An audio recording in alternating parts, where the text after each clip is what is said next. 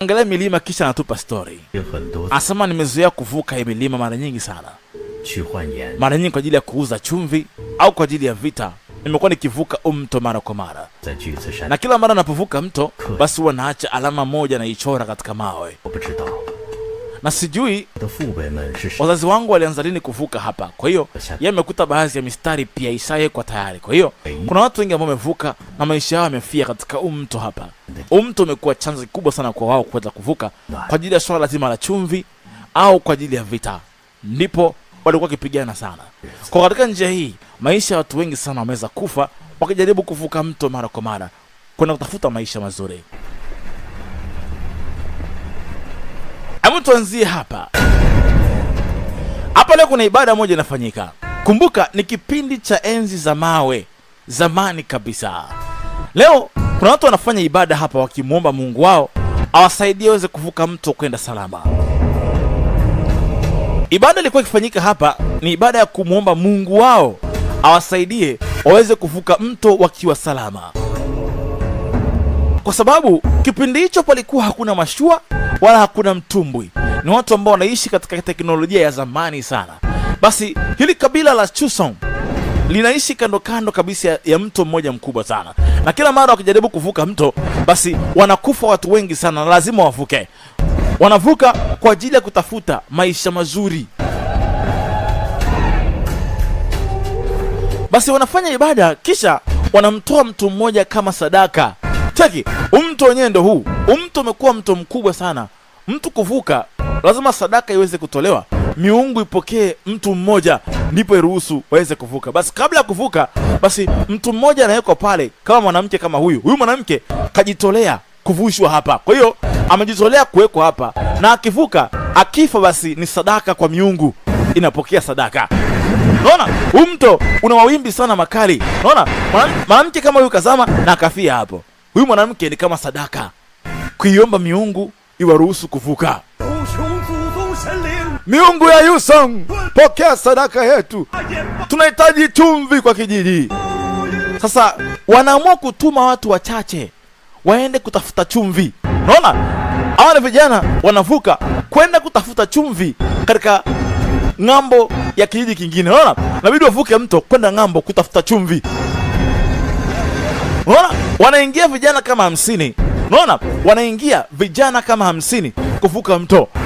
Sasa watakao faulu kuvuka hao ndo watakwenda kuleta chumvi. Mto ni mto mpana na ni mrefu sana na lazima waweze kuvuka.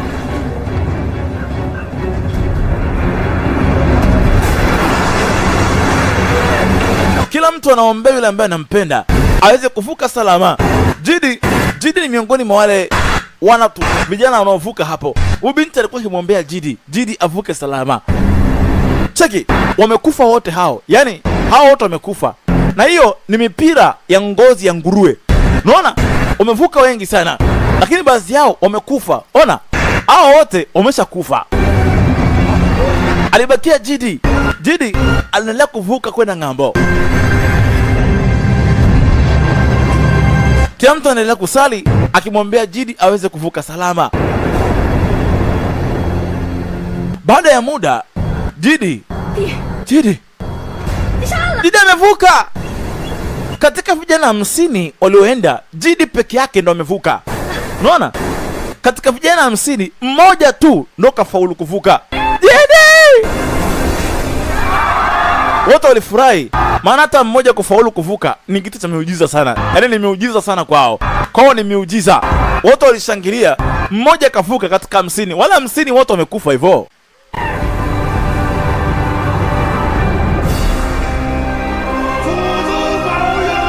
Mungu atubariki.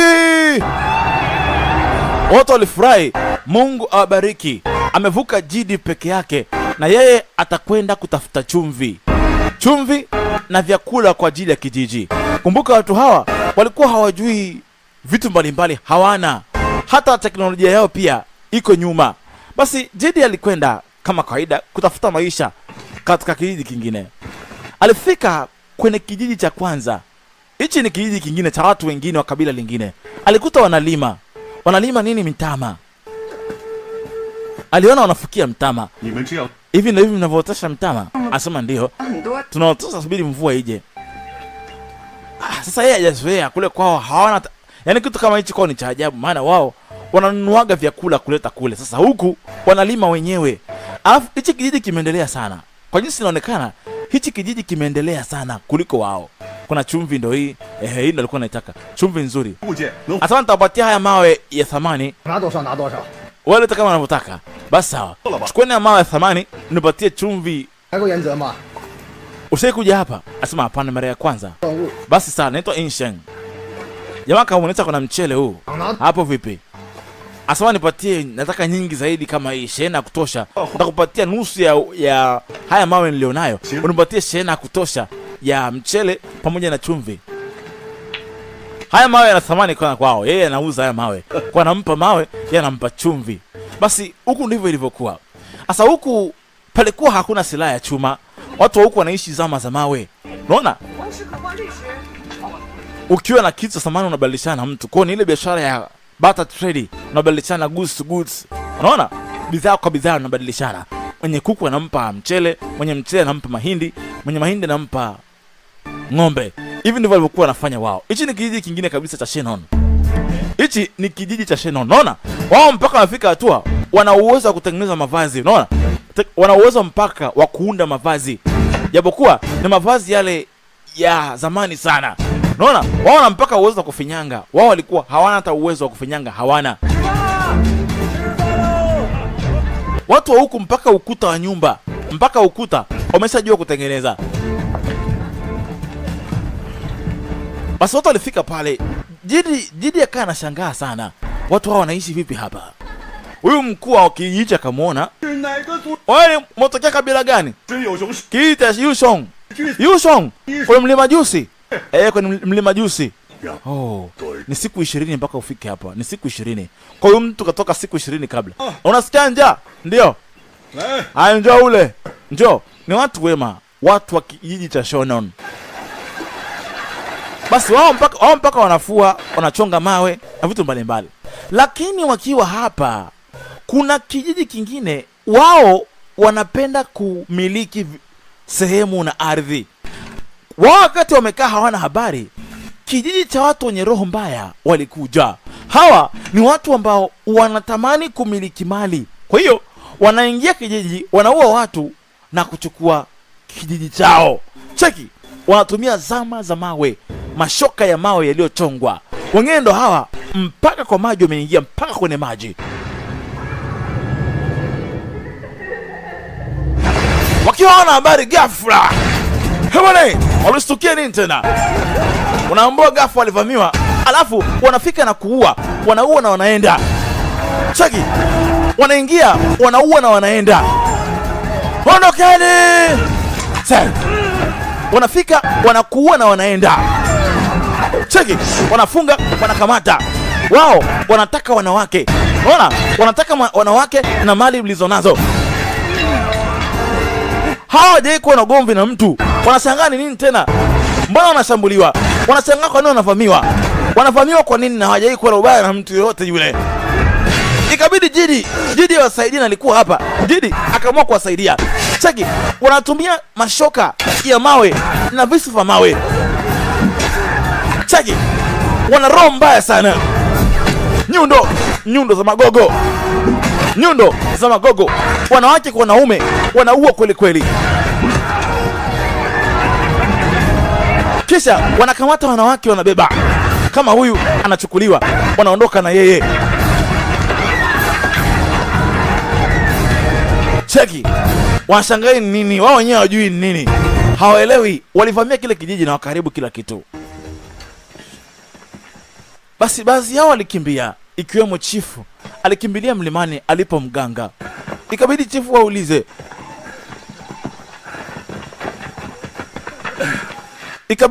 waulize. Ni kina nani hawa wanatuvamia sisi? Mbona hatuna ubaya na mtu yoyote? Abdai kumkosea yote yule. Kwa nini tunashambuliwa na watu hawa? Kwa miaka 3 tumekaa kwa amani. Chifu, mimi sijui kwa nini. Sijui ni nani hawa. Kiongozi! Mmoja wao alikuwa anakuja akiwa na hali mbaya. Kiongozi! Nini tena? Huyo anakuja hapo. Nini tena? Kiongozi anashangaa nini tena? Na anakuja huyo. Halo. Kuna mtu alikuwa anakuja hivi. Cheki. Kuna pande ya mtu inakuja, ina bonge ya mshoka.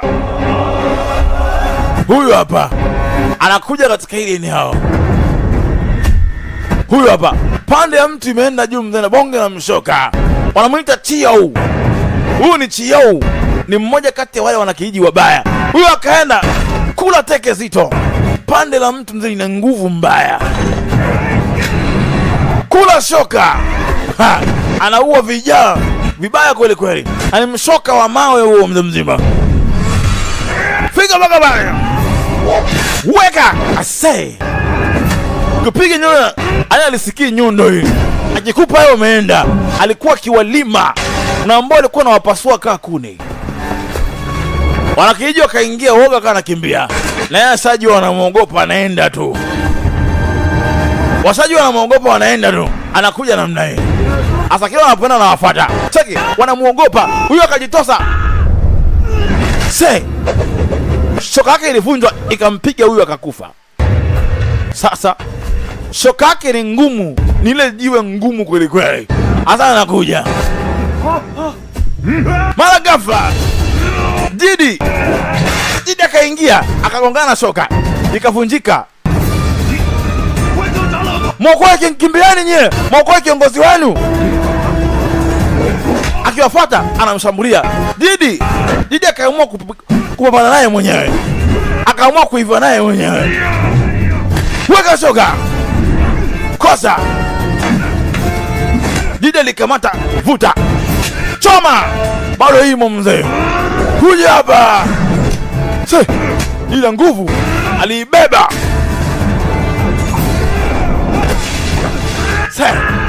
Tako malizia. Ngoma ililima kwenye mti. Ngoma ikavunjika. Didi akaona hapana. Hii jamani ina nguvu kweli kweli. Jamani kashangaa huyu naye anapigana naye huyu. Kwa miaka mingi hajapatana na mtu anapigana naye kama hivi. Chiao akashangaa huyu ni mzuri huyu. Mara ni kiumbe hili. Alikula kibao. Kumbe wanafuga mpaka dubu hawa. Dubu hili hapa. Wanafuga mpaka dubu hawa. Bwana jamaa kuona dubu wanaamini ni Mungu wao. Yeye anafikiri ni Mungu wao, kwa hiyo anasujudu. Kumbuka kule kwao wanaabudu wanyama kama hawa, anahisi huyu ni Mungu. Jamaa kacheka kweli. Afikiri ni Mungu? Wewe. Jamaa kaiamrisha. Cheki. Akaiamrisha imfuate, ikamtafune. Didi alikimbia. Akajua hii sio Mungu hii. Cheki, yanafuga mpaka wanyama hawa. Dubu inamkimbiza, ikimkamata inakula. Bwana kuja hapa. Didi anakimbia na yeye na ngome kapita. Fika beka kuimula. Ikaona ni huku, imekosea njia. Ikamfuata Didi. Kwa juu kabisa kuna chali mmoja mzee yuko hapa anaongoza wanyama. Dogo anapita kwenye miti kavi anatembea. Huyu hapa. Akana mfukuzia Didi mzee, wewe kuja hapa. Kuta mchale alimpiga mshale huku zama. Mshale wake hauna nguvu. Cheki. Kana ngata mbaya kama vampire.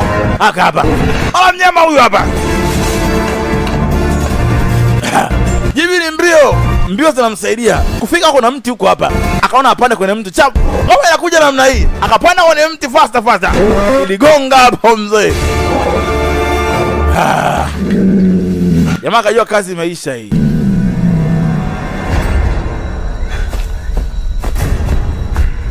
Chio anafika, anakuta mnyama wao yuko chini. Wakajua jamaa na nguvu za kipekee. Amnaga mtu kasai kuwasumbua kama hivi. Didi anawasumbua kweli kweli. Wakaona hapana. Ameenda Yeah. Yupo kama wewe. Anapita kwenye mti kama wewe. Huyu itakuwa yupo kama wewe. Lakini anavaa tofauti na sisi. Huyu sio hapa.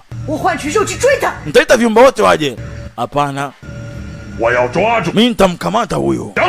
Nitamfanya jisalimishe. Maskini hawa mganga wao aligongwa na shoka. Kwa bahati mbaya inabidi waokoe maisha ya huyu mganga. Mganga wanaamini kwamba wao ndio wanaongea na miungu wa kwao.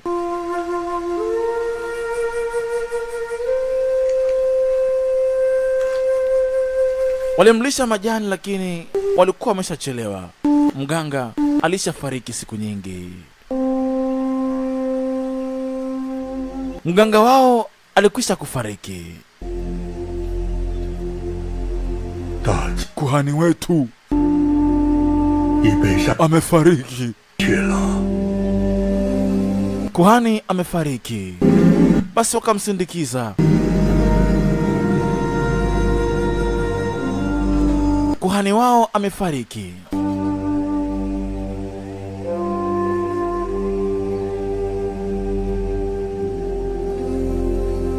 Basi hapakuwa na kitu kingine. Aliyekuwa kiongozi wao amekwisha kufariki, basi hakuna kitu ambacho wanaweza wakafanya tena. Hali imeshajitabiri peke yake. Tumsindikize. Tumsindikize kiongozi. Basi wakamsindikiza kwa shangwe ya huzuni na kila laheri kiongozi wao. Lakini wakiwa hapa, zile kelele zikamuita ujamaa. Ujamaa alivyoona akaita wanyama wote waje kuwamalizia pale. Kumbe wanafuga mpaka chui na mbwa mwitu pori zima. Hao jamaa wakatili kwa wanafuga mpaka wanyama. Mlindani kiongozi. Wanyama wakasaksiwa kwa wamekaa juu, mara simba, chui,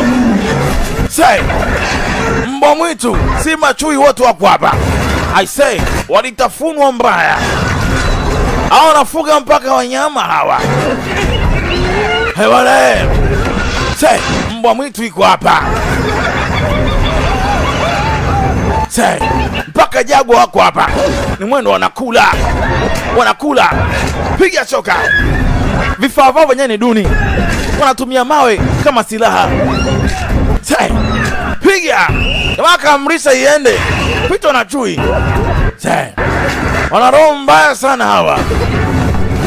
Walitafunwa kweli kweli. Hewale. Shoka. Piga lakini ni kubwa hii. Akashuka mwenyewe akaenda kumalizia. Chaki. Yeye mwenyewe anakuja pigo za chui. Chaki. Hello. Anaita wanakasi. Anaongeza kasi zidi kujaa kwa kasi kweli kweli. Wawafuate. Anaamrisha wawafuate hata mmoja asipone. Anaamrisha hata mmoja asipone. Wanafika hapa wote wameisha. Na wakatili kweli kweli hawa. Sasa Jidi alifanikiwa kukimbia. Basi alikuwa anasikia njaa, akawinda bata. Hata kumbuka Jidi amepona chupu kule. Azakati anazama kufuata bata. Kumbe hapa pana tindiga. Hii sehemu ikaanza kuzama. Ni ile sehemu ambayo kuna matope ambayo yanazama. Kwa ni maji ambayo yana matope yanayozama. Sasa anajikuta anazama. Anajikuta anazama. Ghafla kuna mtu akampa fimbo. Alikuwa hapa. Ni binti anamuita Lei. Lei alimpa fimbo. Njoo!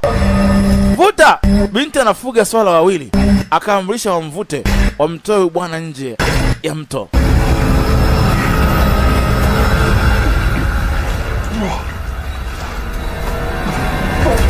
Alifanikiwa kutolewa. Ajulikane binti wapi huyo. Wanamuita Lei. Lei alifanikiwa kuwatoa pale. Basi baada ya kuokolewa walijuana na kutambulishana. Jamaa alitoa kampasi yake akawa anaangalia maeneo.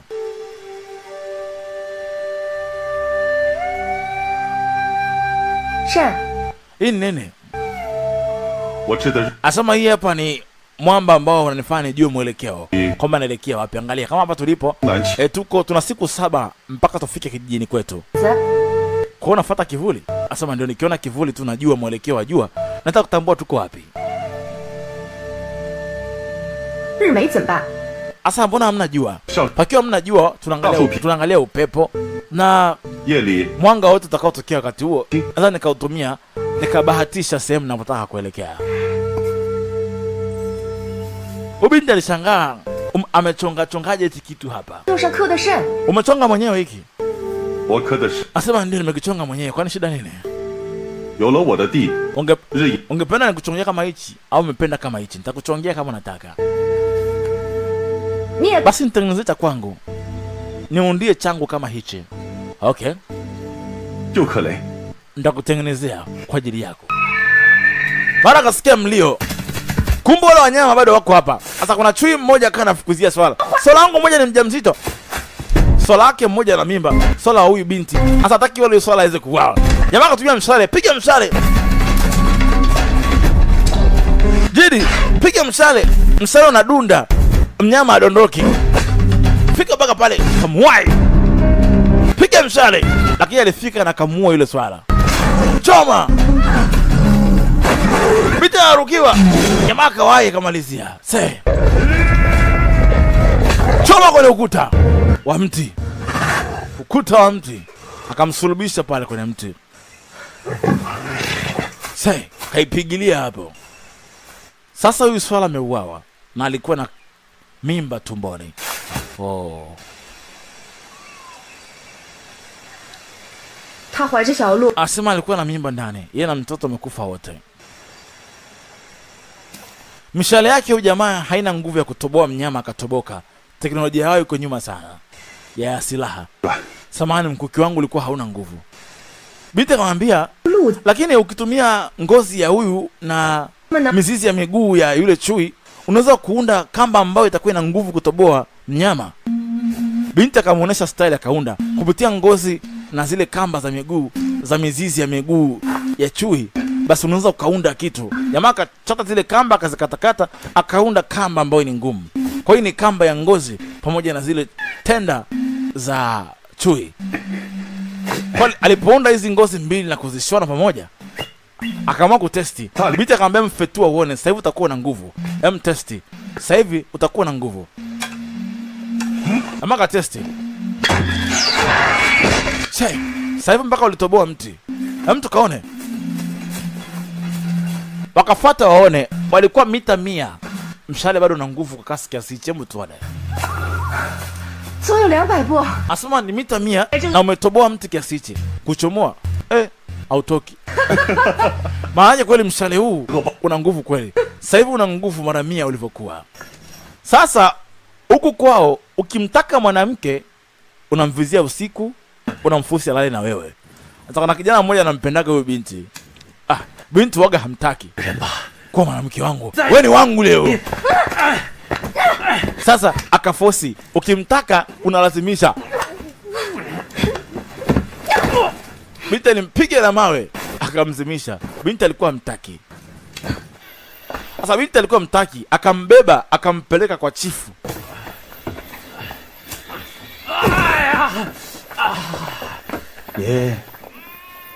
Aupendi huyu mwanamke. Simpendi jiu. Kwa nini umpendi? Kwa sababu mimi namtaka D. D haizi kuwa kwako. Wewe sio mwanamke wake. Ni wangu. Na nitakuwa kwake tu. Jidi ni wangu. Mweka pembeni kule. Binti anampendaga Jidi. Sasa hapendi kupewa mtu mwingine. Basi Jidi kwa zake porini, na sasa hivi kasajipatia mchumba mpya tayari.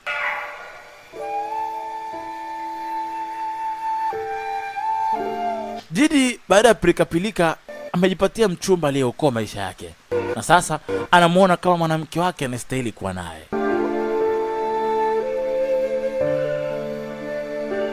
Anamuona kama mwanamke wake anastahili kuwa naye, na sasa ameamua kufanya naye maisha. Baada ya mateso mengi yaliyopitia akiwa porini, basi amejiridhisha kabisa huyu anafaa kuwa mwanamke wake. Tutafika kwetu sio muda mrefu. Na tukifika huko utakuwa kwangu. Asema ninajua. Je, unajutia kunifuata mimi kwenye maisha yako?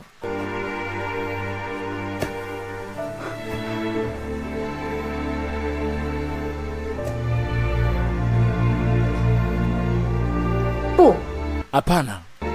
Sijutii. Binti kashampenda naye, basi wamependana wote pamoja na watakuwa wote siku zote za maisha yao.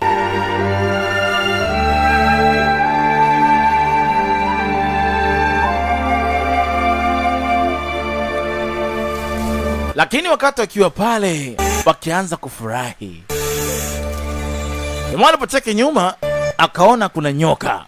Bonge la nyoka hili hapa. Kuna nyoka, tulia. Kuna nyoka mkubwa nyuma yako. Tulia hivyo hivyo.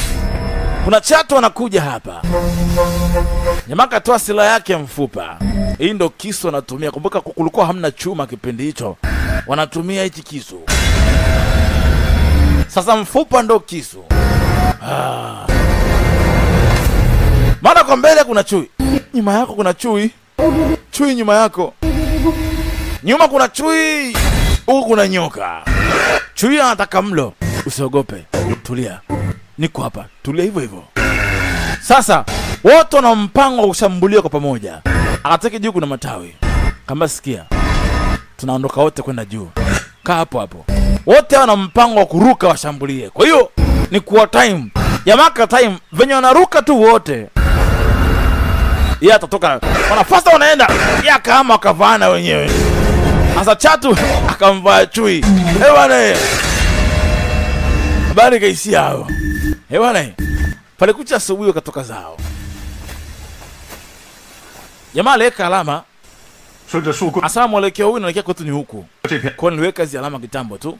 Kwa sijapotea njia. Kwa twende. Tunafika kwetu baada ya kuvuka mto. Kwa umeweka hizi njia nzima. Asema nilipokuwa nikikamatwa na mvua ikinikuta, nilikuwa natafuta njia kurudi nyumbani kwa kuweka alama. Kwa nikiweka alama nafahamu kwetu. Bibi yangu alisema mwanamke hawezi kuvuka mto. Kuvuka mto ni hatari kweli kweli ndio. Lakini utakuwa na mimi tutavuka wote. Jidi alitunga akili haraka. Akamfunga binti kamba na akajifunga kamba. Kwa atakapopita na binti atapita huko huko. Kwa wakisema wanasema wote. Na wakisuvuka wanavuka wote. Kwa alimfunga kamba na wanaenda wote.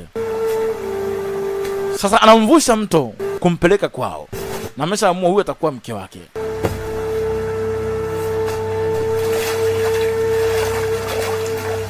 Sasa wanaamua kuvuka mto na akajishika naye waweze kuvuka wote.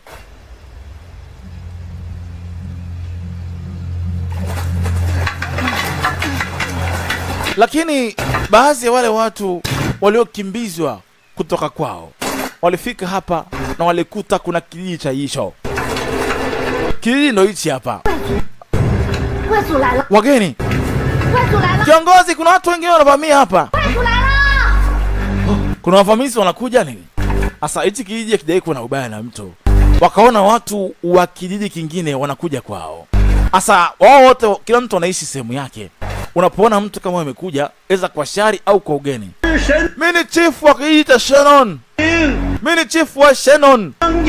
Naitwa Jiang Yan. Hii sehemu ya Yushong. Uko wa Yushong ndo hapa? Asema ndio ni hapa hapo hujakosea. Bwana msijali. Tunaomba makazi ya kwa muda hapa. Tuko tayari kuwasaidia kufika mahali tunapotaka kwenda. Tutataka kila thamani yote tulionao. Tutajitolea kwa ajili yenu mnavyotaka. Tupeni ardhi ya kuishi. Sisi ni wakimbizi, tunaomba mtu sitiri katika ardhi yenu. Tutafanya mengi kwa ajili yenu tafadhali. Waliomba hifadhi kwao. Waliwapokea pale pale.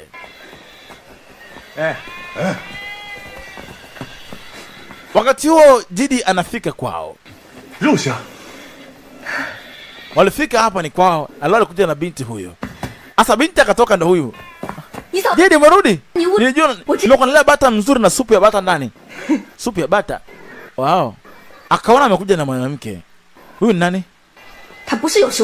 Ubinti sio hapa eh? Asema anaitwa Lei. Ni binti kutoka mbali, kutoka Siling. Ni mwanamke wangu sasa. Binti alikasirika. Mbona hujafurahi mimi kuja hapa? Sijafurahi. Toka hapa. Wewe ni mzuri. Mimi nilizaliwa na huyu. Hapa ni kwetu. Hapana. Mimi sijasema nakupenda wewe. Sije kukupenda wewe. Basi msijali, tutakuwa wawili. Tutakuwa wake zake wote wawili. Staki ni wangu peke yangu. Wasubutu kuniibia Jidi wangu. Wewe. Mimi sije kukupenda wewe. Mo akaona huyu binti kamwibia mwanamume wake. Na yeye alikuwa anampenda Jidi tangu zamani. Akahisi huenda huyu binti kamwibia. Wewe rudi. Kamfuate. Hapana. 我看着 sidai kumwahidi kuwa nitakuwa mke wake mimi au mimi nitakuwa mke wangu yule, hapana. Sidai kumpenda pia. 你是我最想要。 Wewe ndo mwanamke pekee unastahili kuwa na mimi. Binti alikasirika, akaona kama vile amenyang'anya kichokwa cha kwake. Anampendaga sana Jidi, lakini Jidi kamkataa leo. Mara akatekwa. Huyu jamaa anampendaga afu yeye hamtaki. Akamchukua akaondoka naye. Kampeleka porini kati huko. Hapo ukipenda mwanamke unamforce mpaka akubali. Wao ukiforce wanaamini ndio upendo. Kamweka hapo. Kuja hapa. Mimi nakutaka. Sukuma lakini wapi? Kwa bahati mbaya nyoka ikamng'ata kwenye mkono. Oh. Nyoka alimng'ata. Na nyoka ana sumu huyo. Na kipindi hicho hakuna dawa. Uking'atwa na nyoka inabidi mkono ukatwe.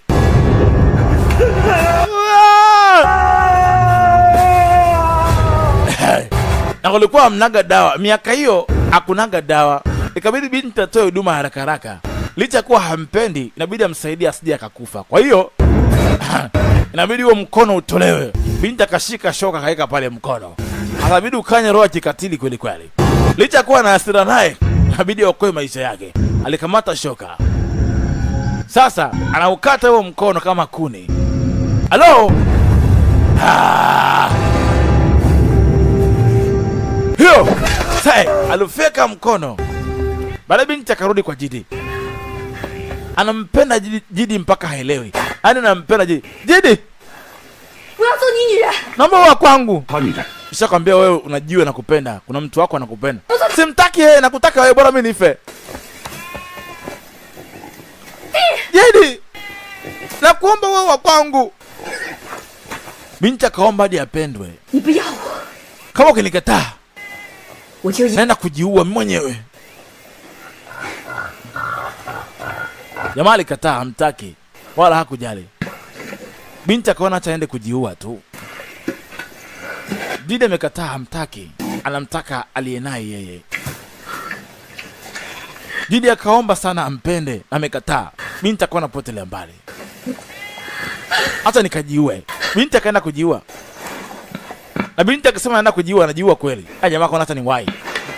Binti ataenda kujiua wakati binti kaomba hata awe mke wa pili. Jamaa anakataa. Binti akamwona kujiua, ikabidi Jidi amfuate.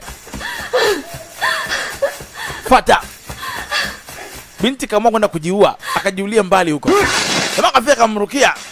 We! Binti alikuwa tayari kujiua. Wewe! Nitakuwa na wewe. Kweli? Utakuwa mwanamke wangu. Utakuwa mwanamke wangu kuanzia leo. Twende. Basi akambeba akaondoka naye kama ashakuwa mali yake. Hapo tayari ukipata unakuarua tu. Akikuelewa unakuarua. Kesi imeisha. Basi wakaanza kufundishwa kulima. Wale watu waliowasaidia wakaanza kuwafundisha kulima, jinsi ya kulima mazao. Basi hawa walikuwa wanafahamu kilimo nini. Mheshimiwa Chifu wa Shannon, umetufungua macho juu ya kilimo. Kicha hicho hatuwezi kuwalipa fadhila mliotutendea. Mmetupatia ardhi ya kuishi hapa. Mmetupa makazi. Basi nyinyi ambao mmetuokoa, tutaishi maisha yote hapa. Basi hii ni upendo mkubwa sana kwetu. Basi huku kila mtu anafanya kila kitu kumfanya mwanamume wake afurahi. Basi binti baada ya kukubaliwa kuwa mke wa pili na watakuwa wote pamoja, basi binti alikuja huku. Katika hili pango kuna maji yanadondoka. Haya maji ni maji ya ardhini, yanaangukaga hapa. Kwa binti alikinga chungu chake pale, atengeneze maji ambayo itakuwa matamu ama mvinyo fulani.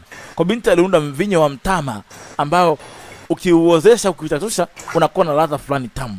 Na maji ya ardhini inakuwa na ladha nzuri. Binti akaweza kuunda kinywaji fulani. Kulikuwa mnaga pombe, kwa hiyo unaunda kinywaji chako kizuri mradi tu kiwe hakina madhara.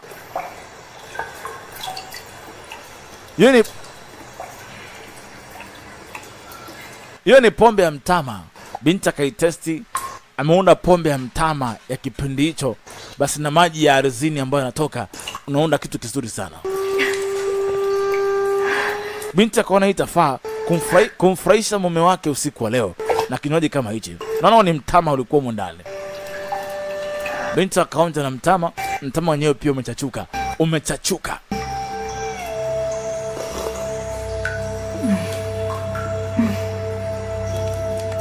Basi jioni, wakati wa mlo wa jioni, binti alipeleka ile sehemu ya kinywaji pale kwa mume wake akionje kiko vipi.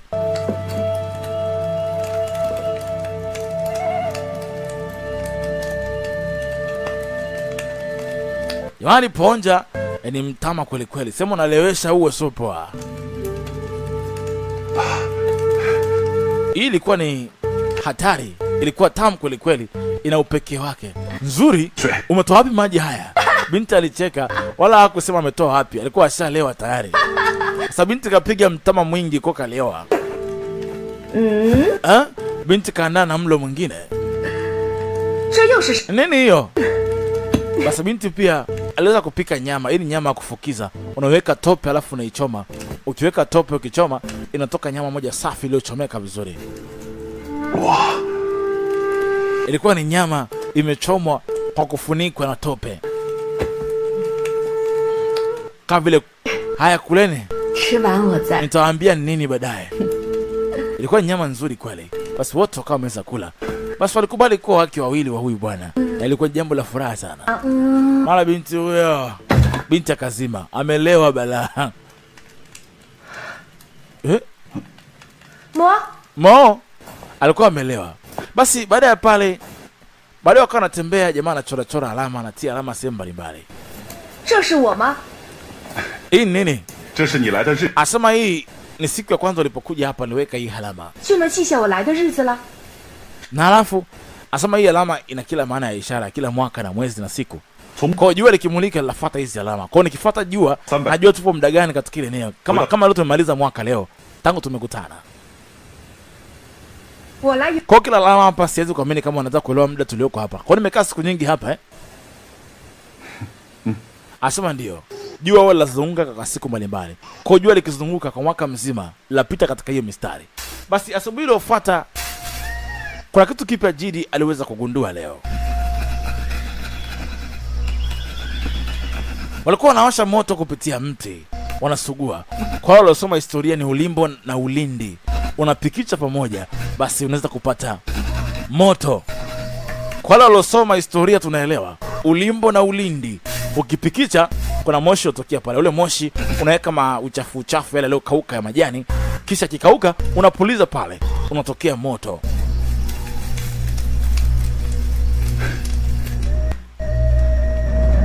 Basi alifanikiwa kuwasha moto leo. Na leo aliwasha moto, kuna kitu kipya amegundua. Amegundua kitu kipya. Washa moto. Basi waliwasha moto katika ile eneo moja. Watu wakaona moto kule. Moto! Moto! Uvamizi! Uvamizi! Sasa ukiwasha moto mkubwa kama hivi, watu wanahisi ni uvamizi. Watu wanahisi kuna uvamizi katika ile eneo. Kabidi waje kwa wingi. Hey, subiri! Nimewasha huu moto mimi hapa. Hamna uvamizi. Mimi ndo nimewasha huu moto. Kwa nini nawasha huu moto? Moto ukiisha nitawaonesha nini kipo hapo. Basi moto ukawaka, baadaye ukaisha.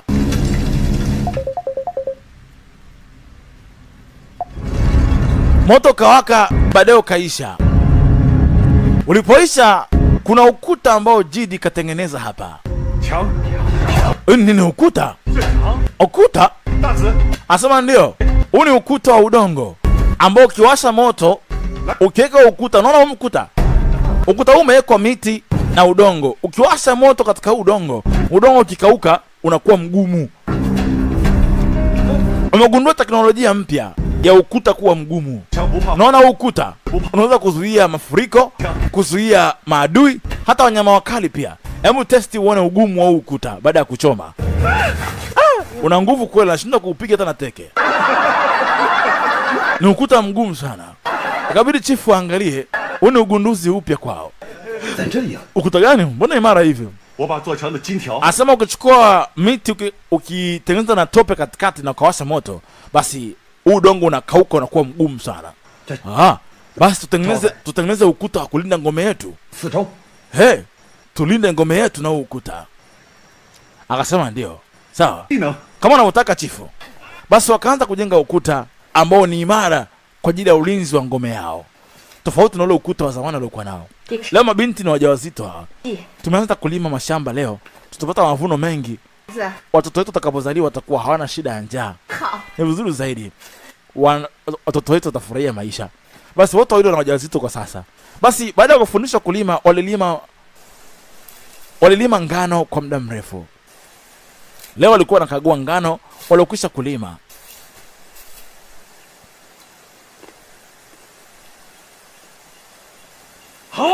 Ngano ya kutosha iko hapa, ngano nzuri. Ilikuwa ni shangwe kubwa sana, ilikuwa ni shangwe. Lakini kumbe wale watu wabaya walikuja mpaka huku. Kimbieni! Kumbe wale wanakijiji wabaya wanaowinda watu walishavuka, wako hapa. Kimbieni! Wanaenda kijiji mpaka kijiji. Leo wanasakisia wanyama wakali waende kuwawinda. Lakini hao walishajenga ukuta, walifunga haraka haraka. Walishajenga ukuta wa kujihami na watu kama hawa. Wanyama wanajaribu kuvunja, wanashindwa kuingia. Geti ligumu la magogo, walishindwa kupenya, na ukuta ulikuwa mgumu. Wote walisepa, wameshindwa kuingia. Wanyama wakaitwa. Baada ya wanyama kuitwa, kuna mtu alikuja. Chio alikuja paka pale. Mnafunga tusiingie. Chio ana nguvu kweli kweli. Chio alipoteki kuna ukuta wamejenga hawa. Sasa hii ni teknolojia ambayo watu wengi hawana. Hawa wamejenga ukuta mgumu, kwa kuingia kwao itakuwa ni ngumu. Chio kaona anajamini kuwa na nguvu sana, akaona ngoja. Sasa kwanza alipima ugumu wa ukuta kabla hajavunja kuingia. Akaangalia sehemu ina ufa hapa. Hapa pana ufa hapa. Akaona apige hapa atabomoa. Vuta shoka. Gonga. Shoka ikavunjika. Manake ukuta ni mgumu kweli kweli. Cheki. Akaona ngoja, ukuta ubomoke, si ndio? Akaona geti sila mti, akashika mawe. Rusha mawe. Piga kwa geti. Geti inavunjika. Beba jiwe jingine. Rusha. Ala kavunja geti. Geti linavunjika. Ukuta mgumu lakini geti linavunjika. Tukimbie! Sasa aliamua kumalizia geti. Vunja geti kule. Sasa wanaingia. Sasa linaingia jitu kwa jina la Chio. Chio alipenya na akaingia mpaka ndani. Sasa alikuja na vikosi vyake wakaingia mpaka hapa. Lakini leo alikuja kistaarabu hapa.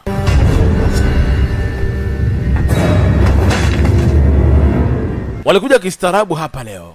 Alichukua ngozi akavaa. Kuna kitu kimewatamanisha hapa. Kuna kitu kimewatamanisha hapa. Ni ule ukuta waliouona hapa leo. Huu ukuta umewatamanisha wao. Hii nini? Aliuliza huo ukuta. Huo ni ukuta.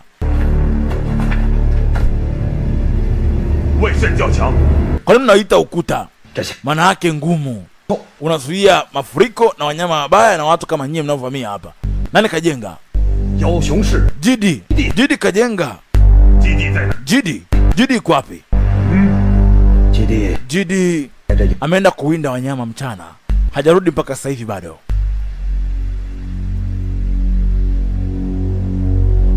Waliutamani ule ukuta na wao hawajai kuujenga. Chukua watu wako na mpotee hapa. Au ni waue wote na mliwe na wanyama hapa. Chagua moja. Jana tuondoke. Ikabidi atoe watu wake. Maana yake wamenyang'anywa kijiji chao. Wameporwa kijiji, kwa wakimbia waende mbali. Wasibaki hapa. Ndugu yangu, ukuta ni mkubwa sana. Ukuta mzuri huu, mgumu kweli kweli. Hapo kiongozi. Kwa nini tusibaki hapa? Tukichukua watu wetu tukawaingiza wakaishi katika ukuta mkubwa kama huu, ambaye tuvamia, tutaishi vizuri hapa. Mungu katupatia ukuta kama huu jamani. Mungu jiuli, kafanya kazi kubwa, katupa nchi nzuri kama hii. waliamua kujimilikisha kile kijiji. Na anajenga ukuta. Ainaitwa sijui Jidi. Jidi amejenga ukuta. Jidi. Sasa Jidi ipo kuwinda huko. Hajui kinachoendelea kwao. Yeye anawinda swala kwa ajili ya mlo wa siku wa nyumbani kwao. Baada ya wananchi kufukuzwa, walikuja kufanya ibada huko. Walikuja katika mapango kufanya ibada. Kwa nini? Mmoja kati ya mke wa Jidi anajifungua leo. Jidi anawinda mnyama kwa ajili ya supu ya mke wake. Mke wake ni yule binti Lei, miezi 9 imefika, na wakati wa kujifungua yule binti anamuita Mo. Wakati huo mke wake wa pili pia ni mjamzito, lakini Mo anajifungua wa kwanza. Choma mnyama. Ibada inaendelea. Asa yule binti Mo aliyekuwa akimpenda sana Jidi, leo alikuwa anajifungua. Jidi kawinda mnyama, anakuja igo mkubwa kutoka mbali. Piga nani? Hao wanaendelea kufanya ibada. Ibada inaendelea. Mnyama akachukua swala, anaondoka naye. Jidi akaona hapana, hao wale igo wakubwa wa zamani. Vuta mshale, akapima ngoma inaenda. Choma. Mnyama akaachiwa, wakapata mnyama. Igo alikimbia na kasepa. Huku ibada inaendelea. Binti kajifungua mtoto.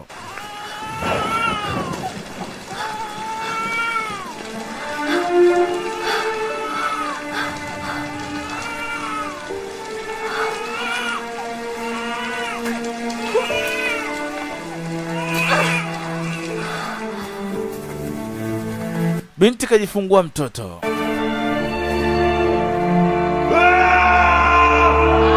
Na wala furaha mpata mnyama. Mnyama!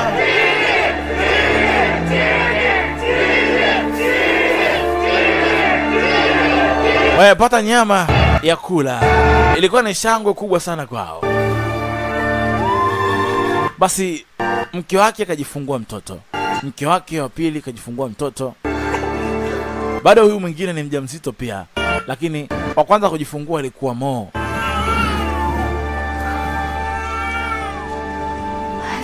Mtoto wangu ni mzuri eh? Asema ndio, ni mzuri sana. Jidi alikuwa huku anaangalia maua mazuri ya kupeleka nyumbani.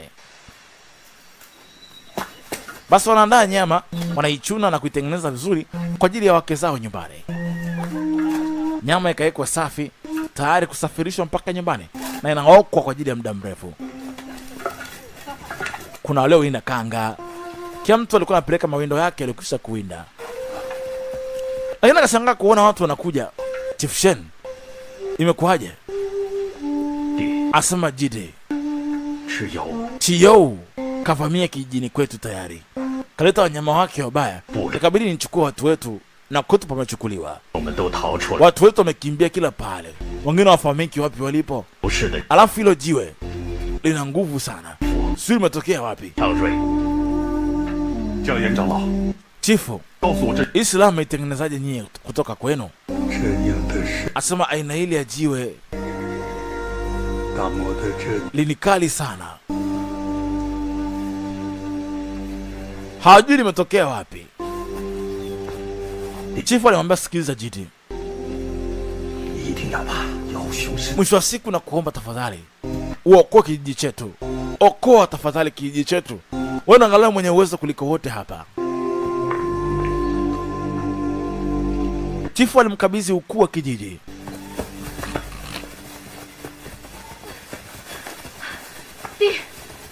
Jidi, Lei amekamatwa. Asa Lei alikamatwa. Lei ni mke wake Jidi, mjamzito. Alikamatwa na Kinaisho.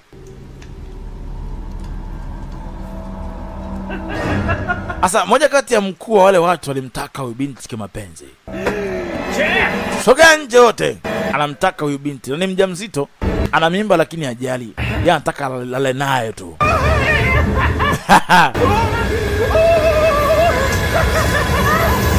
Binti anakimbia kuja hapa.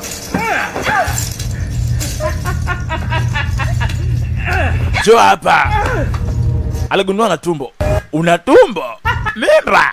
Hivyo hivyo. Anataka hivyo hivyo. Binti akamsukuma. Jo hapa. Lakini hicho aliingia. Taka kumpiga na jiwe muue. Wewe. Wacha. Namtaka. Ni mke wa Jidi. Usimguse. Wanamtaka Jidi. Hawajui Jidi ana uwezo kiasi gani. Mwache aende. Namtaka, nimesema kwani shida nini? Tukimkamata Jidi tukamweza, huyu mwanamke utamchukua unavyotaka, lakini kwanza Jidi apatikane. Wanaamini Jidi anawazidi kitu. Na kweli Jidi ana akili faster. Kwanza kampiga mmoja kamuua. Jidi amekuja hapa. Kaua mmoja. Piga nyingine. Akawapa onyo. Umwachie mke wake. Hajawahi kuona mshale ukiua mtu. Mishale ya huyu mtu inaua watu. Mishale mingi ilikuwa itoboi mtu akaua, hata mnyama. Mshale wake sasa hivi inaua watu pia. Huyu Jidi ana nguvu kiasi gani? Wakaachia wanyama wamfuate Jidi. Jidi akaona wanyama dawa yao ndogo.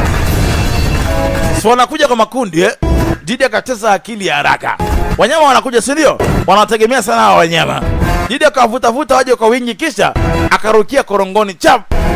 Alipojitosa korongoni, wanyama akaporomokea huko wote. Tagi akajitosa korongoni, akabana sehemu moja pap. Wanyama wakawa wanakuja wanapitiliza chini kwa chini. Wanyama karibu wote wakadumbukia huko chini. Anipa refu kwenye korongo. Habari kaisha. Wanyama wakapungua. Tayari wamekwisha kuwapunguza nguvu. Mke wake aliachiwa ndio huyu. Walipatana hapa. Lei.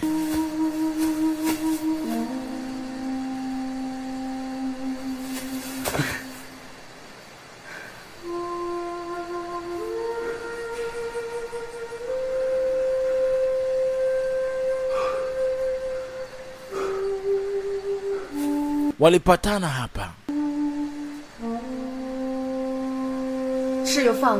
Chiyo kanyachia niondoke. Anataka ujisalimishe. Jamaa akasema hawezi kujisalimisha. Hapa wajisalimishi kitu. Kama ni vita acha ipigwe.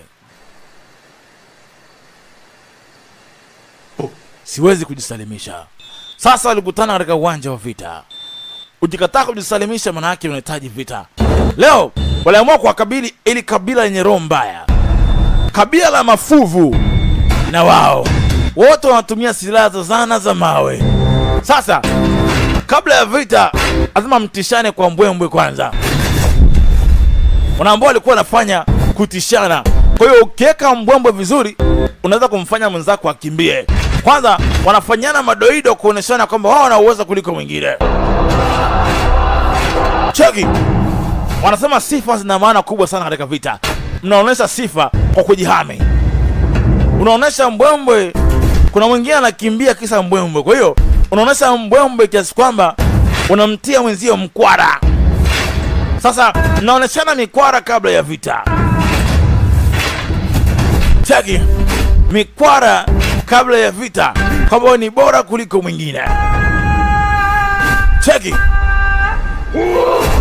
Baada ya tambo za muda mrefu, sasa ni muda wa mechi. Hapo wote wanatumia silaha za mawe na mifupa. Sasa wanaoneshana uwezo. Jidi akasema potelea mbali. Baada ya kutiana mkwara, vita ipigwe. Sasa jamaa kapelekewa silaha zake mbili. Shoka mbili hizi hapa za Jidi. Sasa wanaenda kukabiliana uso kwa uso hapa. Sasa wanakwenda kukabili uso kwa uso kuzichapa. Aliyeko imara atafahamika leo. Sasa wanakwenda kuzichapa. Mjongeo polepole kuelekea katika uwanja wa vita kumkabili adui. Mashoka, nyundo, mawe, kila kitu cha nini kinatumika hapa. Yishou anakuja. Jidi anaongoza watu wake wanaenda. Vamia!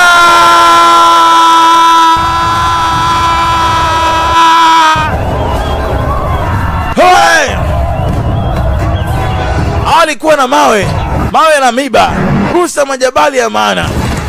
Songoro, walikuwa na masongoro haya, kula mawe. Chaki majabali kila ya kichwa inapasuka hiyo. Hewa rusha mawe, naenda tu kichwa. Manga toa mfupa, rusha. Kama naenda hiyo mfupa, piga hicho ya kichwa. Wewe.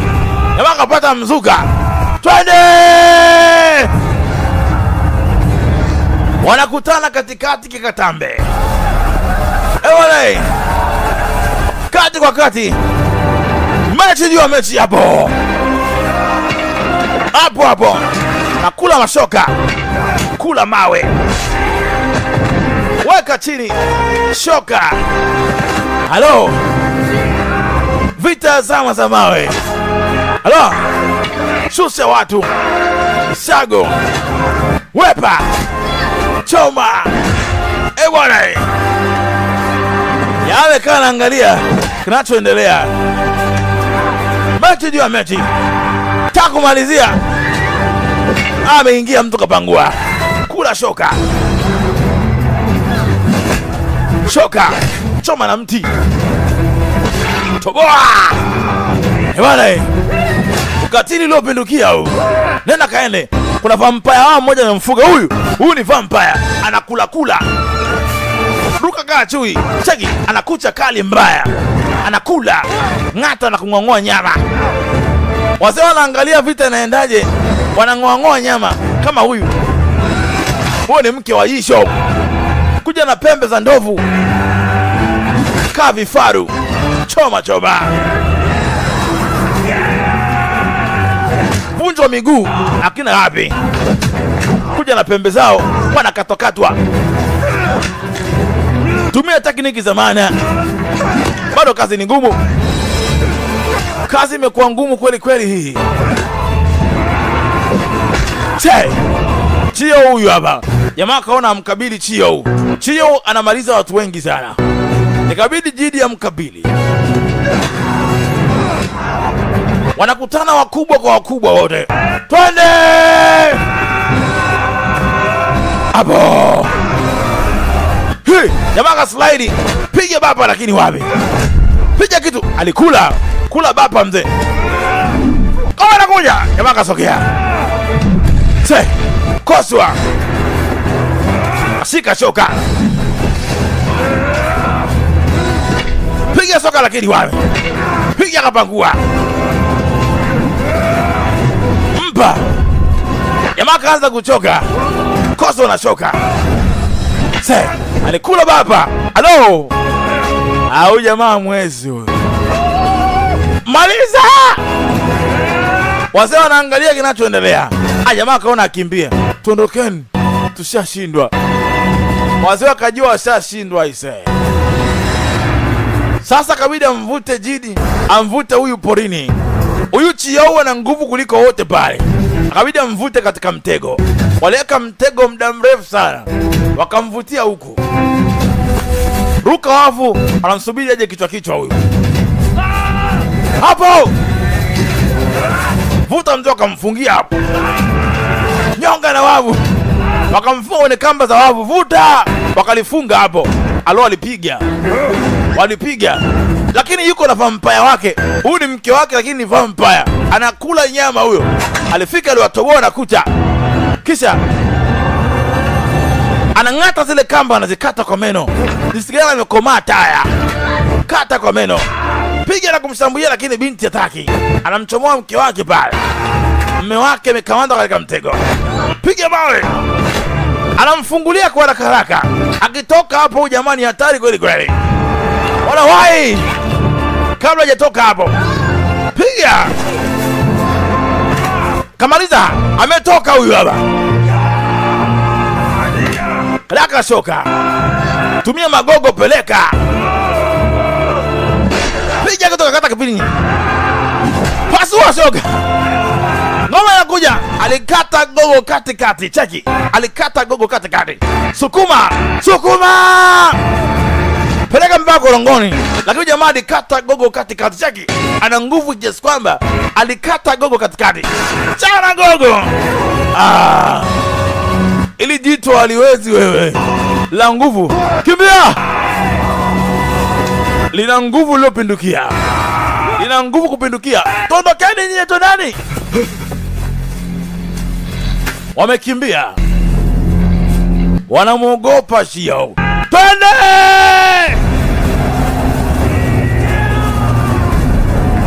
Wameona wamekimbia. Wameweka fensi za wavu kuwatega. Wanaogopesha na fensi za wavu. Wanasepa.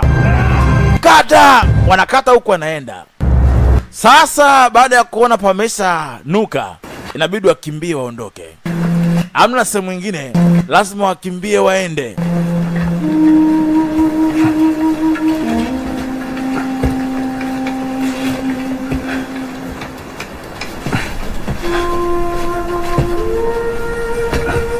Hawana mashua, inabidi waunge uwezo walionao waweze kukimbia.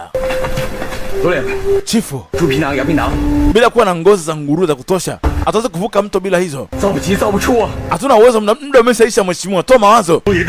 Hatuna chaguo. Tunavuka hivyo hivyo. Wenye mashua wasiokuwa nao tunavuka hivyo hivyo, hamna namna. Chifu! Chifu! Wameshaingia hapa wanakuja. Baadhi ya machifu wanaamua kujiua. Machifu wakaamua kujiua. Ikabidi hawai machifu. Machifu, mheshimiwa, hatuna chakula. Na Chio na watu wake wanakuja. Inabidi tujiue tu. Upuzi! Hamna kujiua mtu. Machifu wameamua kujiua. Wameona bana alishakuwa mbona bora ajiue. Vikosi vya maadui vinakuja. Wanaamua bora wajiue. Wanaamua watawakimbiza mpaka hatua ya mwisho. Msijiue tena. Mimi ndo chifu, ni kiongozi sasa hivi. Hapana, mimi ndo kiongozi, rudini. Ikabidi warudishe. Rudini. Wanaamua kujiua wene. Hapana. Mara ghafla wanakutwa. Kabla hajajiandaa wanakutwa. Vikosi vya Chio vimefika. Shambulia! Kimbiani kwenye maji. I say, wamechelewa. Unakula shoka. Kula kitu. Wanakuua tu, unasikia da. Jamaa kaona anachukua mpenzi wake hajamsahau, licha kuwa na mtu sasa hivi, huyo kaondoka naye. Wakaamua kujitupa katika maji. Wakufa wapone. Nendeni hivyo. Ingiani kwenye maji. Wakufa wakufe, wakupona wapone. Wote wanakimbilia katika maji. Huko rusha mawe, mishale, mikuki ya mawe. Hawaruhusu wakimbie mtu. Rusha zana zote umo. Hicho anashika mawe. Asa zile mashua wametengeneza zinaelelea, akaona ngoja. Rusha mawe. Vunja mashua zile ambazo wanatumia kutembelea. Anakamata majabali na rusha, naenda mbali. Rusha na kosi target. Vunja mitumbwi wanaotumia kutembelea wazame. I say, waliwaweza kweli. Wengi waliangamia katika ule mtu ambao wanauogopa. Baadhi yao walipona, ndo kama hawa. Kazi haikuwa nyepesi.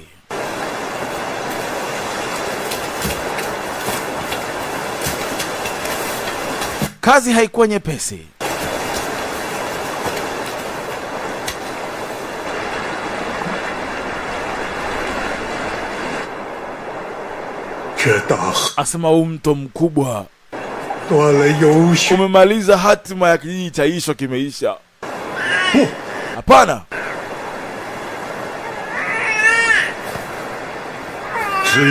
Kama wanawake tunao, bado hatima yetu inaendelea kuwepo. Kama wanawake tunao.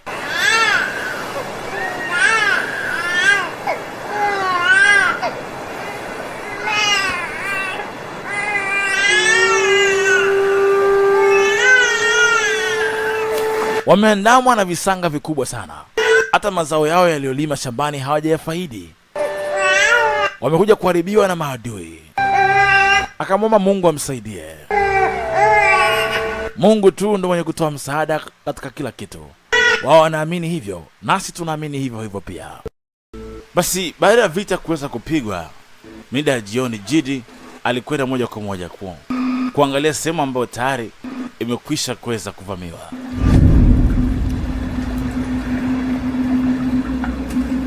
Alirudi tena kule.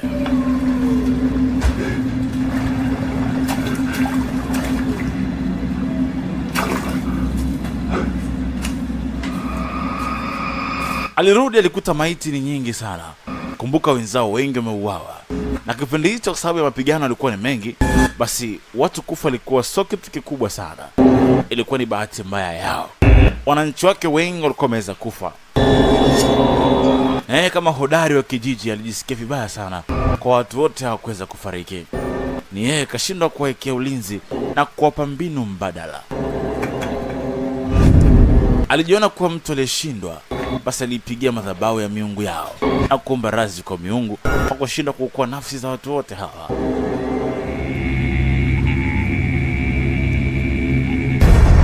Alijiona mkosaji sana mbele ya miungu wa kwao. Baadaye alirudi msituni kuwatafuta baadhi ya masalia ya wale wananchi waliokimbilia porini. Kumbuka kila mtu alitawanyika kwa sehemu yake. Basi alikuja kuwakusanya wale ambao wametawanyika. Alikuwa akitoa ishara kuwaita baadhi ya watu ambao tayari walikuwa wametawanyika na kukimbilia porini. Basi wote alianza kuwakusanya mmoja baada ya mwingine.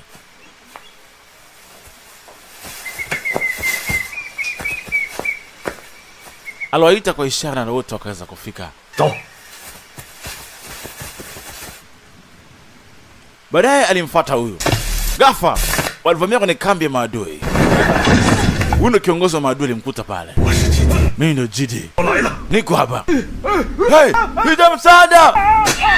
Hao wasichana wake pia ni walinzi. Licha kuwa na wake pia ni walinzi, wanamlinda kiongozi wao. Tupo na ngozi ya kimbia.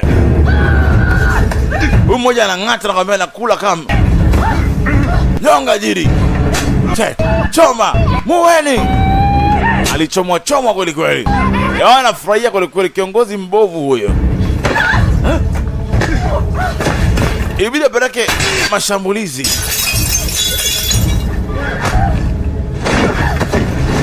Kiongozi anakimbia. Huyo kiongozi mbaya anashindwa kuongoza watu wake vizuri, anapelekea vita kila siku. Kuna bonge ya kibonge mzee kamkamata. Anajikuta amezingirwa tawari. Watu kikuu wa mji wa Shena wamefika. Na yuko peke yake, neno kiongozi hapa. Ghafla kuna huyu komando wake hivyo. Chiao yuko hapa. Chiao ni komando wake na huyu boss. Afika anamkuta Chiao huyu hapa. Huyu ndo tatizo kubwa huyu. Chiao, kamata Jidi huyu hapa. Torokani. Baada ya kumuona Chiao akabidi waishia. Huyu ndo Chiao, ndo mtu pekee ambaye ni tishio hapa. Kawakamate wote, nenda kawakamate. Sasa Chiao ndo alikuwa mbaya, ni tatizo kubwa. Mvua ikawa inanyesha. Anajaribu kupeleka mashambulizi, inakuwa ngumu sana kwa upande wao. Sasa mvua zikianza kunyesha, adui yao mkubwa ni mafuriko. Mafuriko yanapokuja yanawakuta porini, baadhi yao wanapata shida. Walikuja katika hii sehemu, maana wanajua hii sehemu kuna ukuta unaozuia mafuriko. Waliwafuata tena leo. Asa leo wamegundua huyu Chiao ndo tatizo. Wanataka mkamate Chiao. Tulani mbele. Anataka tutege huyu. Hamna kuogopa. Sasa wanakuja hivyo hivyo. Tondokeni. Jamaa anaongoza kwa mitego. Chiao anasogea. Kama tani Jidi. Walipanga kumnasa huyu Chiao. Anafika, Chiao kaingia katika mtego. Walikuwa wanamtaka Chiao. Chiao tu mwenye nguvu kuliko wote hapa. Kwa hiyo Chiao ndo tishio. Leteni kamba. Fika pale, piga mishale. Asabutu mtu kusogea hapa. Wao walikuwa hawana nia ya kuwaua. Wanataka wafanye wawe kitu kimoja. Lakini viongozi wao na ugumu kuelewa. Waliwatishia, unaona? Licha wao kuuawa, walikuwa hawana nia ya kuwaua. Wanataka mkamate Chiao. Wameshawishi aweze kuelewa kwamba wao hawana ubaya. Nitawaua nawaambia. Walimfunga Chiao. Wanamtaka Chiao wamuelekeze kwamba wao sio watu wabaya. Kwa nini wanawashambulia bila kuwa na makosa? walimpa chakula kuonyesha kwamba wao hawana ubaya. Hili kabila linahisi kila mtu ni mbaya kwa sababu wao ni wabaya, wanahisi kila mtu ni mbaya.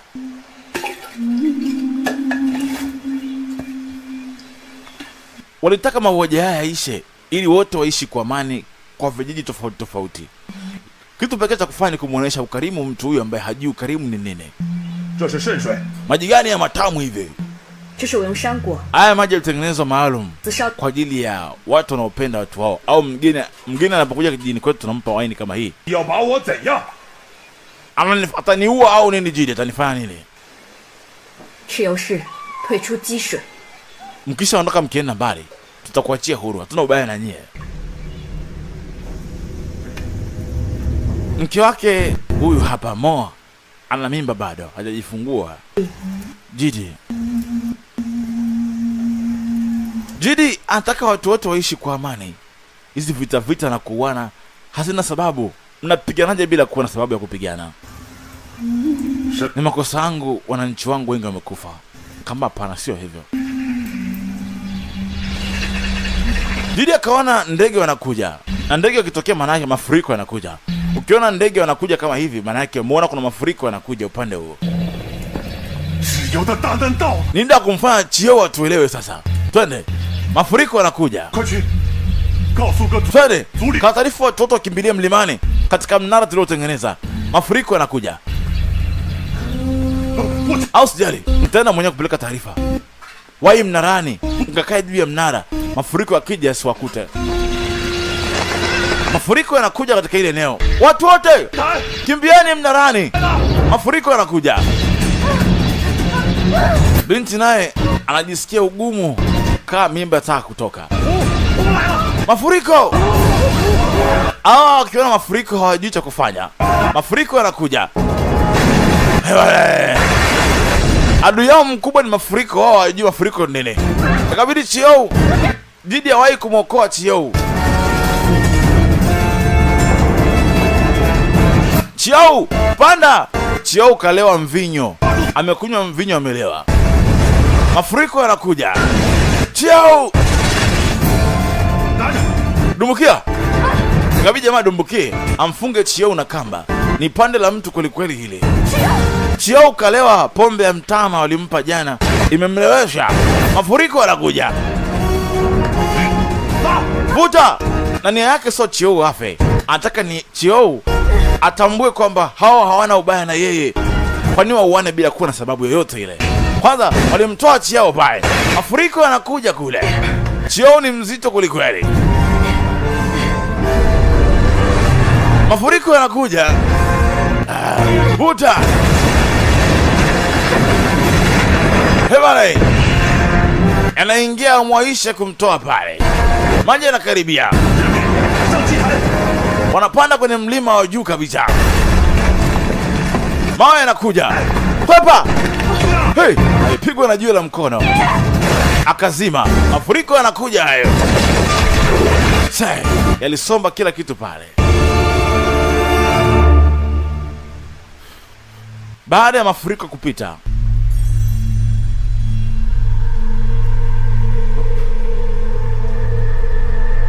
Baada ya mafuriko kupita, Jidi alikuja kujisikia.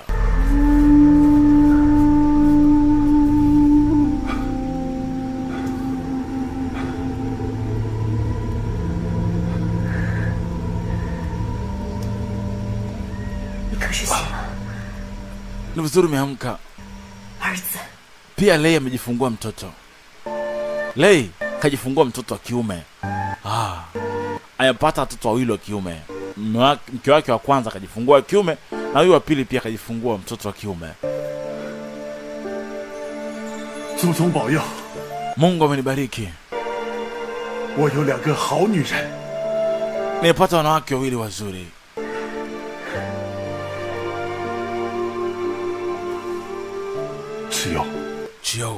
Chiyo yuko wapi? Chiyo kaondoka tayari. Chiyo kaondoka, lakini mafuriko yale yamharibia mazao shambani. Mazao yaliyokwisha kulima hayawezi faa kulika tena baada ya kupigwa na maji. yamevunda na kuharibika.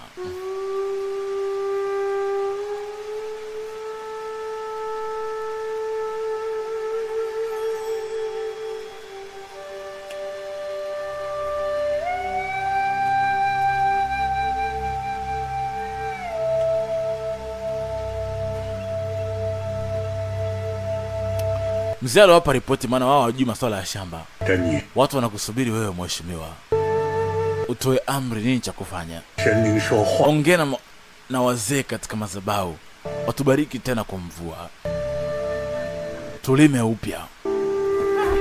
Mara shangaa Chiyo anakuja, kamkamata kiongozi wao, kamleta kwake.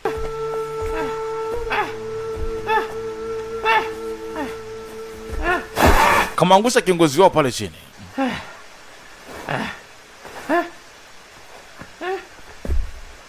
Chiyo alimfuata Jidi. Wewe ndo kiongozi wa makabila yote kuanzia sasa hivi.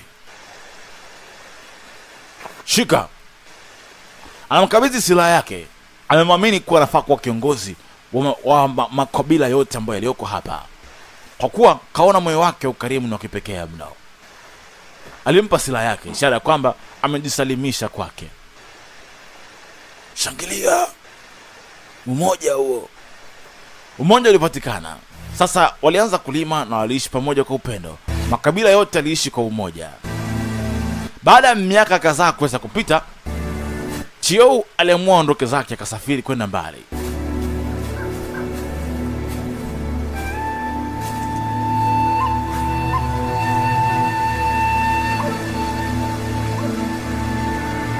Chiyo alidai kuwa anataka aende mbali kusafiri. Basi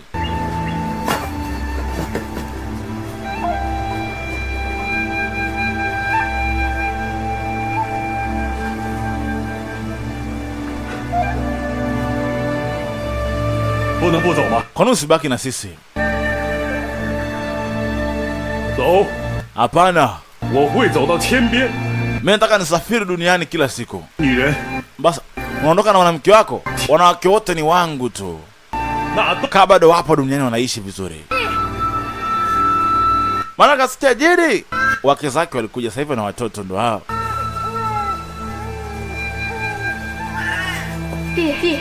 Jidi, zawadi hizi hapa. Wake zake walitaka wawape zawadi kabla kuondoka. Mke wake wa kwanza Mo alipeleka chakula. Kuna mikate na nyama humu ndani, nitatumia kula njiani. Basi hii ni katika kuwapa heri huko anapokwenda. Yuko na mke wake wanaondoka zao.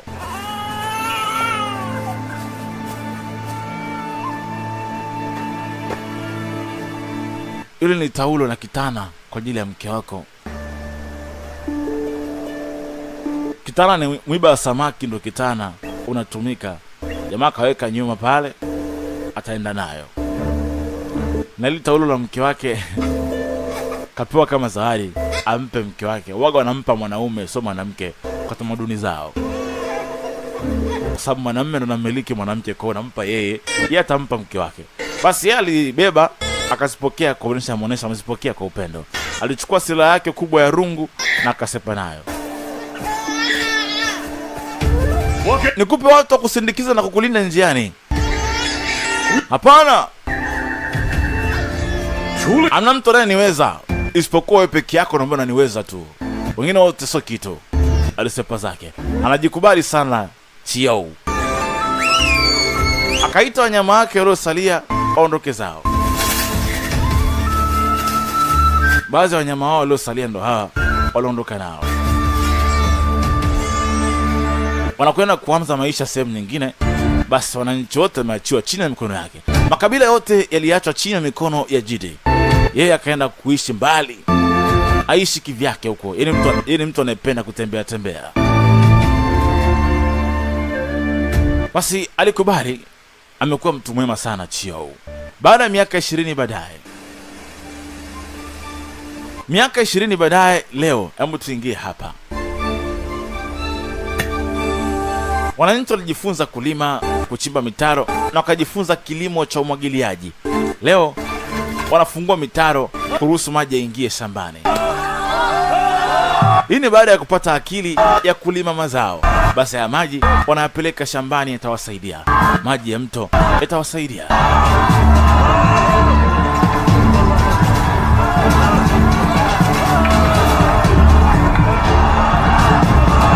Makabila yote yameungana yakamkubali Jidi kuwa kiongozi wao.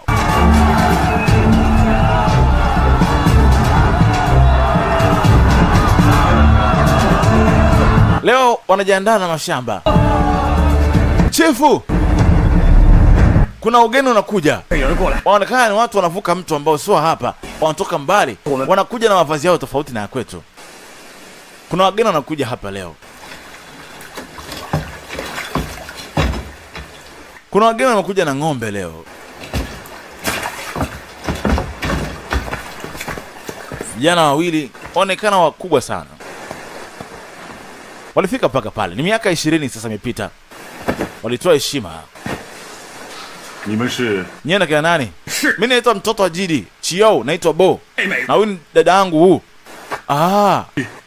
Amsipige magoti. Hawa ni watoto wa Chiao wamekuja. Baba yako yupo wapi? Baba yangu ameshafariki tayari. Mungu alimuita. Hii baba yangu alisema nikuletee wewe. Ameambia nikuletee pindi nitakapokuwa. Asema ina ndege wanne. Hao ndege wanne maana yake ni onesha utawala wa makabila manne. Maana yake wewe Mungu amekupa makabila manne uyatawale kwa pamoja. Kwa hiyo ni zawadi yake baba amekuletea. Baba yake ashakufa, kwa wale watumwa watoto wake wapeleke hii. Muda ukifika, kwa watoto wanatimiza zawadi baba yao alisema huyu mzee aletewe.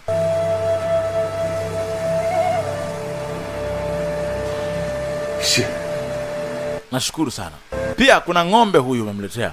Asema huyu ni ng'ombe wa porini. Babangu alimkamata na kumtuliza akawa kufugwa. Anaweza kufanya sambi ya kulima, anaweza kulima, anafaa kwa maziwa na nyama yake pia inafaa kula na ngozi inafaa kwa ajili ya kutengeneza nguo. Babangu kasema lazima nikuletee wewe huyu atakapokuwa. Na mimi nakukabidhi kama ifuatavyo.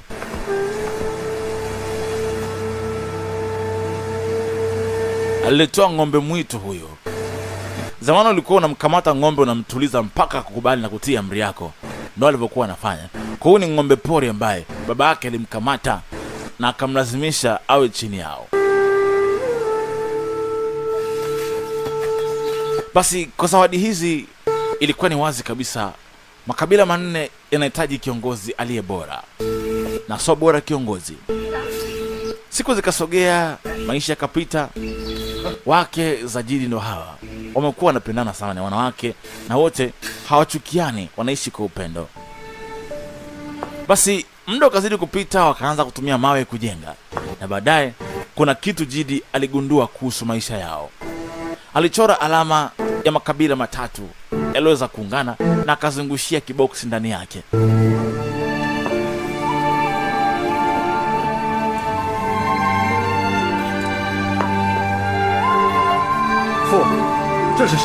Maana yake nini?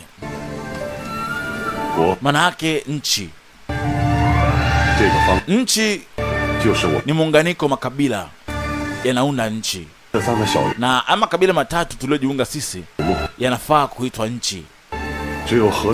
Muungano huu makabila yote ndio unaitwa nchi.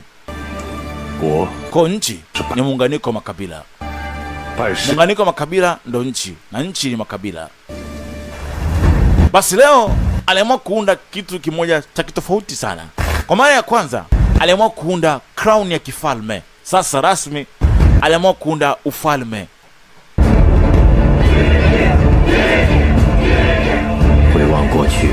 Baada ya kuona makabila yote yako chini yake, sasa aliona kabisa kuna haja ya kuunda cheo cha juu zaidi cha kufanya watu wao wakaishi kwa amani, pasitokee vita tena. Ndipo akaamua kuunda altar ambayo itafanya kuwepo kwa makabila kuwepo na makabila kuungana kwao yakaitwa nchi. Nchi lazima iwe na kiongozi mmoja mkubwa. Kwa hiyo mara ya kwanza aliweza kuunda crown ya kifalme, yani aligundua ufalme. Leo aliamua kuunda kitu kinaitwa ufalme. Aliunda crown ya mifupa na majani na ngozi. Kwa sababu kipindi hicho palikuwa hajagundua chuma bado. Kwa hiyo mfalme wa kwanza ndio huyu, alipatikana ndani ya China. Hivi ndivyo safari nzima ya mpaka kuwepo kwa mfalme kwa mara ya kwanza China. Makabila yote mmenichagua mimi niweze kuwa kiongozi. Kiongozi wenu mpendwa aliyeko mbele yenu, Jidi, najisikia heshima na ukarimu ndani yangu. Nitaona kila mtu kama familia. Tutalima na kula pamoja, tutagawana chakula pamoja, na tutaheshimiana pamoja kwa upendo. Tutagawana mali na chakula, na kwa furaha tutagawana pia furaha kwa mmoja wetu. Basi mke wake alikuja, atakuwa ndo queen wa kwanza huyo. Alifika na kumpa kinywaji, ishara ya kuonesha umoja.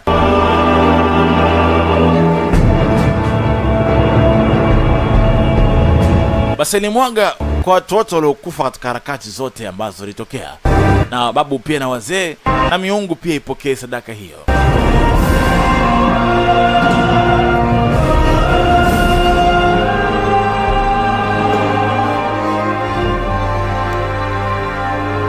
Hii atakunywa watu wote wakimshangilia. Sasa anakwenda kuwa mfalme wa makabila manne, kwa wote watakuwa ufalme. Kwa kutoka sasa hivi pataiundwa kuwa mfalme.